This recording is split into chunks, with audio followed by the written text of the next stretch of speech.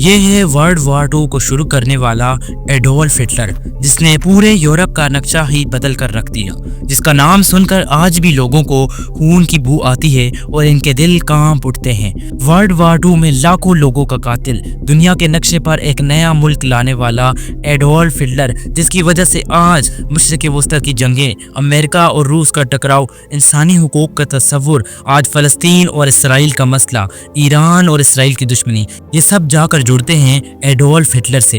तो आइए जानते हैं आज के इस वीडियो में कि आखिर ये एडोल्फ हिटलर कौन था, इसके पास इतनी ताकत कहां से आई कि ये पूरी दुनिया पर राज करने का ख्वाब देखने लगा।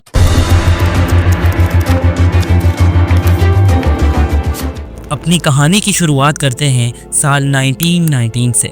ये वो साल था जिस साल वर्ल्ड वॉर 1 ख़त्म हुई थी। इस जंग में हिटलर अपने देश जर्मनी का एक आम फौजी था और इस जंग में जर्मनी को शिकस्त का सामना करना। इस जंग के ख़त्म होने पर एक एग्रीमेंट साइन किया गया था जिसमें ये लिखा गया था कि वर्ल्ड वॉर 1 में जितना भी नुकसान हुआ है ये सारा जर्मनी भरेगा। ये कोई मामूली रकम नहीं थी, ये थे पूरे 33 बिलियन डॉलर, जो आज के टाइम पे तकरीबन 270 बिलियन डॉलर्स बनते हैं। जंग हार जाने के बाद जर्मनी की हालत वैसे ही बहुत बुरी थी और लोगों को शदीद मुश्किलात का सामना करना पड़ रहा था और ऊपर से ये 33 बिलियन का फाइन जर्मनी के लोगों को बुरी हालत तक ले जाता है। जर्मनी में जो चीज़ पहले सिर्फ 10 रुपए की मिल रही थी अब वो पूरे 300 की मिल रही थी। बहरहाल जैसे तैसे करके जर्मनी 2010 तक इस फाइन की आखिरी पेमेंट करता है। एन उसी वक्त जब लोग भूख से मर रहे होते हैं और शदीद गुस्से में होते हैं तो यहाँ एंट्री होती है एडोल्फ हिटलर की, जो अपनी बातों से लोगों को बेवकूफ़ बनाना बहुत अच्छे से जानता था। हिटलर कहता है कि ये जो जर्मनी की इंटरनेशनल बेइज्जती हुई है ये देश में रहने वाले एंटी नेशनल लोगों की वजह से हुई है।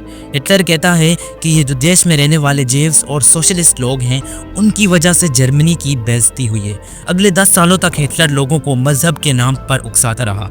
दूसरी तरफ बच्चे भूख से मर रहे थे और इस सब का नतीजा ये निकलता है कि 1933 में हिटलर अपने आप को जर्मनी का डिक्टेटर डिक्लेयर कर देता है। हिटलर का एक बहुत बड़ा ख्वाब था कि वो एक जर्मन एम्पायर बनाए जो रेसली प्योर होगा। सिर्फ आर्यन नस्ल के लोग इस एम्पायर में होंगे, लिहाजा तमाम जेव्स और बाकी मजहब के लोगों को जर्मनी से निकाल दिया जाता है। दोस्तों, वर्ल्ड वॉर 1 में जो एग्रीमेंट हुआ था इसमें यह भी लिखा गया था कि जर्मनी के पास अपनी मिलिट्री नहीं होगी, लेकिन बाद में जर्मनी को इसकी इजाज़त मिल गई थी।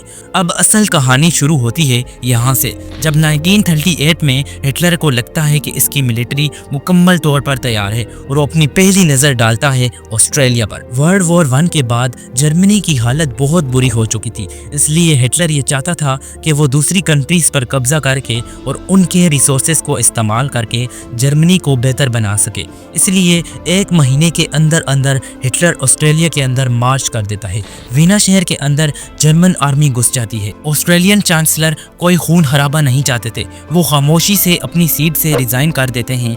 अगले ही दिन ऑस्ट्रेलिया इंडिपेंडेंट कंट्री नहीं रहता। ऑस्ट्रेलिया पर कब्जा करते ही हिटलर की नजर जाती है एक अगले देश पर, चेकोस्लोवाकिया। हिटलर इस देश पर भी बहुत ही आसानी के साथ कब्जा जमा लेता है।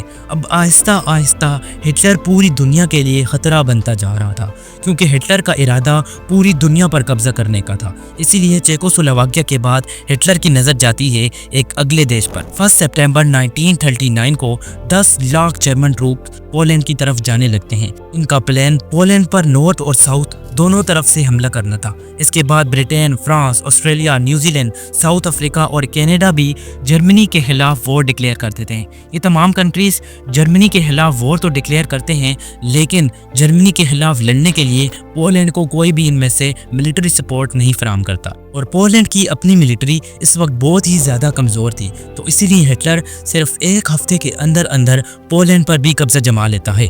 और दूसरी तरफ हिटलर के सोल्जर्स को उस वक्त ड्रग्स भी दिए जा रहे थे, ऐसे ड्रग्स जिनकी वजह से हिटलर के सोल्जर्स को नींद या तो आती ही नहीं थी या बहुत कम नींद आती थी। और दूसरी तरफ पूरा दिन लड़ने के बाद भी हिटलर के सोल्जर्स को बहुत ही कम थकान फील होता था उन ड्रग्स की वजह से।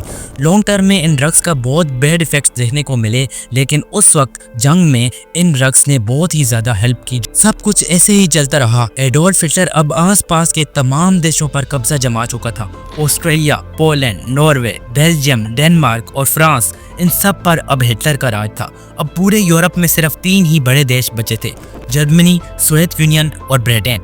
अब जर्मनी और सोवियत यूनियन के बीच में भी एक पीस एग्रीमेंट चल रही थी, तो जर्मनी को सोवियत यूनियन से डरने की कोई ज़रूरत नहीं थी। इसका मतलब है कि ब्रिटेन एक वो वाहिद देश बचा था जो जर्मनी के खिलाफ खड़ा था, और दूसरी तरफ अमेरिका भी इस जंग से दूर रहना चाहता था। अब हिटलर को लग रहा था कि ब्रिटेन जर्मनी के साथ एक पीस एग्रीमेंट करना चाहेगा, क्योंकि उस वक्त तक जर्मन मिलिट्री बहुत ही ज़्यादा स्ट्रॉन्ग हो चुकी थी। लेकिन ब्रिटेन के विंस्टन चर्चिल कहते हैं कि कोई एग्रीमेंट नहीं होगा और ब्रिटेन सरेंडर नहीं करेगा। लेकिन दोस्तों, इस कहानी में एक नया मोड़ आता है जब दिसंबर 1941 में जापान अमेरिका के पर्ल हार्बर बेस पर हमला कर देता है।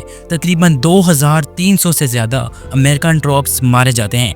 तो अब अमेरिका भी इस जंग में एंटर होने के लिए तैयारी करने लगता है, और दूसरी तरफ हिटलर की नज़र अब सोवियत यूनियन के साउथ पर थी। जी हाँ दोस्तों, सोवियत और जर्मनी के बीच में एक पीस एग्रीमेंट चल रहा था, मगर हिटलर रुकने वाला नहीं था। हिटलर अचानक से सोवियत पर हमला कर देता है, मगर सोवियत आर्मी खुद को सक्सेसफुली डिफेंड कर लेती है।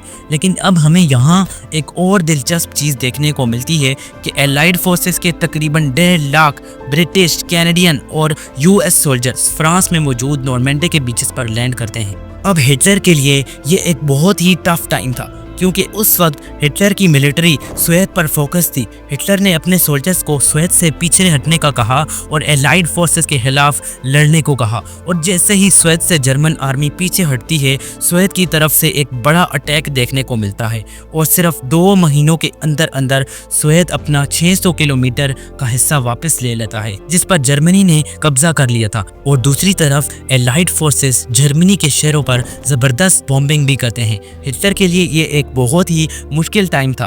पूरा जर्मनी आग में जल रहा था, बच्चे मर रहे थे और हर तरफ लाशें ही लाशें थी। अब और भी बहुत से देश जर्मनी के खिलाफ वार डिक्लेयर कर देते हैं। इस वार के आखिरी 4 महीने बहुत ही दर्दनाक थे। हर दिन तकरीबन 30,000 लोग मर रहे थे, मगर अब भी हिटलर सरेंडर नहीं करना चाहता था। हिटलर ने खुद को जब बेबस पाया तो इसने 13 अप्रैल 1945 को सुसाइड कर ली, और इसने अपनी लाश को जलाने का ऑर्डर दिया था। अब 8 मई 1945 को जर्मन मिलिट्री ने सरेंडर कर दिया। इसके बाद सब कुछ ठीक होने लग जाता है। बहुत सी कंट्रीज़ को फिर से नए बॉर्डर्स दिए जाते हैं, यानी यूरोप का नक्शा हमेशा से ऐसा नहीं था जैसा हम आज देखते हैं।